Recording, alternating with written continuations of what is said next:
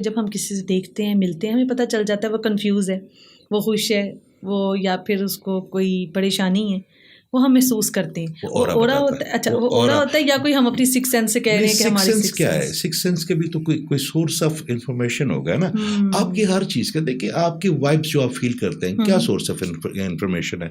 आपके वाइब को जो ब्रॉडकास्ट करता है उसकी भी सोर्स ऑफ इंफॉर्मेशन क्या है?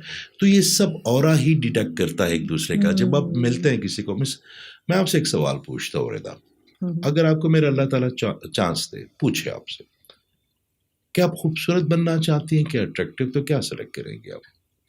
ये तो बहुत ही सोचने वाला सवाल है, लेकिन हम उस पे अट्रैक्टिव, क्योंकि आप अगर बहुत ज्यादा खूबसूरत है मगर अगर आप अट्रैक्टिव नहीं है तो आपकी खूबसूरती किसी काम की नहीं है। मगर अगर आप कोई भी है, अल्लाह ताला ने तो अपनी तमाम मखलूकों को, खासकर बहनें बेटियां तो सारी खूबसूरत होती हैं, क्योंकि मगर अगर आप बहुत भी ज्यादा खूबसूरत है मगर अगर आप अट्रैक्टिव नहीं है ना, तो आपकी खूबसूरती किस काम की नहीं।